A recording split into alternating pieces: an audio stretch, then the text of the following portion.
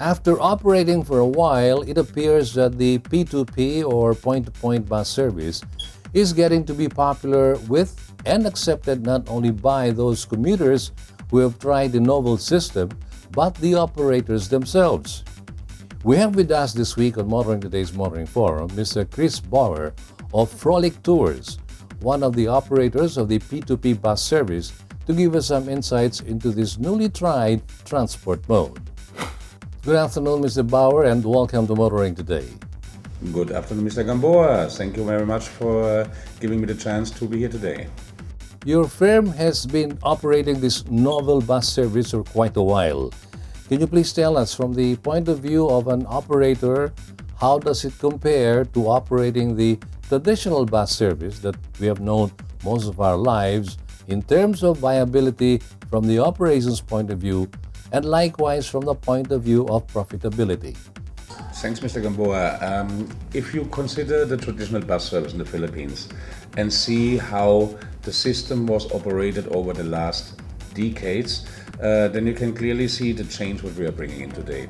From bus services which just ply the road and stop at any point, at any time, without having any schedule, without having any dedicated bus stops, we changed the game into a position in where you have a regular schedule. You have dedicated bus stops. For example, in the P2P service from Trinorma to Glorieta, we are departing every 10 minutes from 4:30 in the morning to 2 in the night from Trinorma and from Glorieta. So you have the assurance that every 10 minutes from the dedicated bus stop, a unit is leaving and bring you in the end of the day to your destination. So no more waiting along the street. If there is a bus coming, if the bus is fully loaded, if you would have any space, it was a game changer in the end of the day to say, yes, we provide the first really scheduled bus service in the Philippines.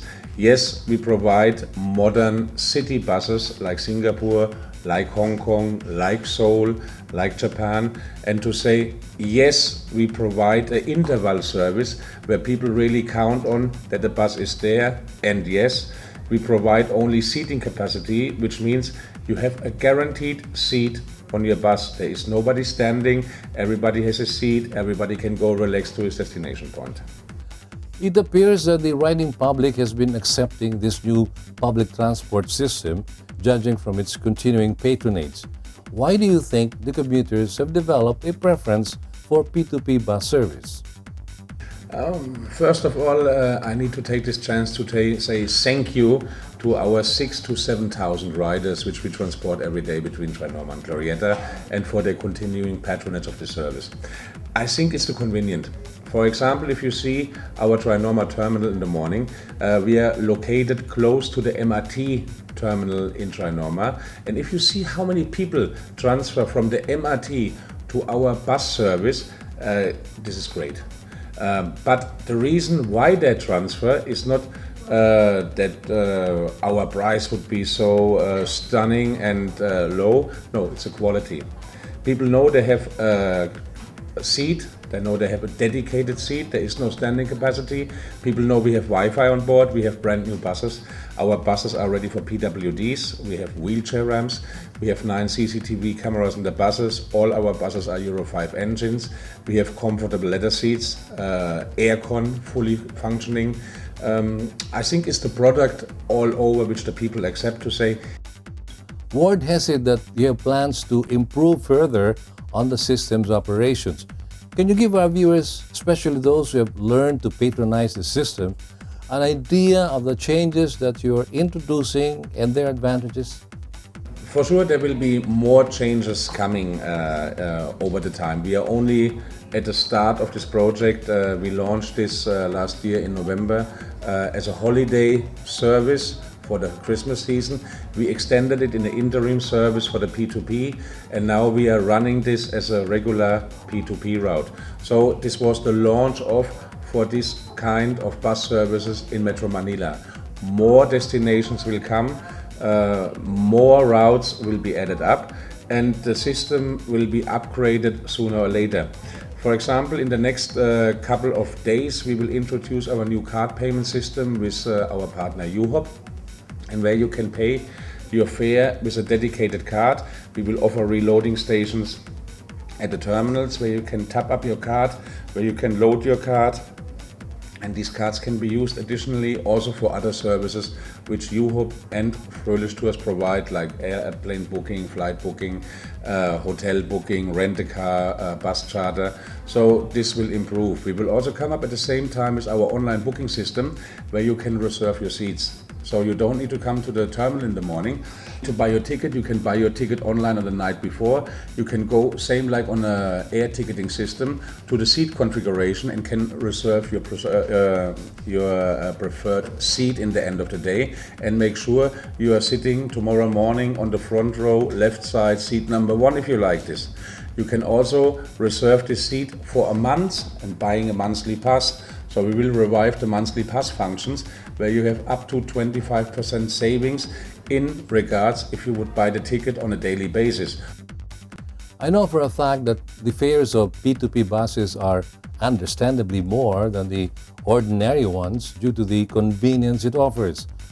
Are your fares under some sort of government regulation, or are they left to the dictates of market forces, meaning as you deem fit? For sure, fares are regulated by the LTFRB somehow. And I think it's good that the LTFRB has an eye on the whole operators in Metro Manila to make sure that nobody's going out and overcharge the commuters and the public. But in the end of the day, we have to be competitive. If you see our starting fare, the suggested fare when we started last November was 80 pesos. So we started with the suggested fare of 80 pesos, and soon we learned this is too high. People cannot afford it, or not the mass of the people can afford it. So at this time, December last year, we adjusted it already to 65 pesos. So, and then at 65 pesos, the rider volume was an average. So we were thinking about what can we do to increase the ridership on a daily basis. Okay, we could have said we let it on the 65 pesos and we earn our money with around 2,000 to 3,000 passengers a day, or we lower the fares and make it more attractive for the public. So our decision was to go down to the 55 pesos, what we have nowadays, and we can see that this was somehow a breaking point to get the mass of the people more interested in our project because it was more affordable. Do you think having P2P buses, which actually offers no stopover delays in between destinations, is actually one of the solutions to having too many buses in the metro servicing commuters that are less than their numbers, thereby causing unnecessary road congestion, not to mention fuel consumption and pollution? There is no single solution in the end of the day which is solving the traffic problems of Metro Manila. It has to work hand in hand. P2P is one of the solutions because we are offering a point-to-point connection. If you go on the ETSA in the morning between 6 to 8 o'clock, what is the biggest problem along the ETSA? Public utility vehicles who stop every 5 meters. Sometimes you see a bus is stopping here at the first point, letting a passenger out and then just driving 10 meters and stopping again. So this is one bus. Now we are talking about thousands of buses, thousands of jeepneys, thousands of UB Express who are stopping every 5 to 10 meters along the ETSA. So it's really a natural point with this kind of system that all the traffic will be backlogged behind, because every time a vehicle stands, vehicles on the rear have to stop. Good. In our case, we are running the ETSA down. So we start in Trinorma and we are running down until Glorieta without having a stop. It's one of the points to help to decongest the ETSA, because for sure people would come back and would say, yes, this is the solution for people who can access Trinorma and Glorieta. So what is with the people who live in Katipunan? What is with the people who are living along the way? Because the buses do not stop. This is why I said it's a start. Thank you for sharing your time with us, Chris. Before we end, would you have any message to our viewers relevant to this issue we just discussed? Yes, Mr. Gamboa, thanks. I want to address, first of all, to the people outside that we are glad to be there. We are glad to serve the commuters outside. We are glad to introduce new bus types. We are glad to enhance the services for the Filipino riders. I mean, I'm obviously a foreigner, I'm coming from Germany, and I know how public commuter services and bus services should run in huge cities like Berlin, Munich, Frankfurt, Düsseldorf, Cologne.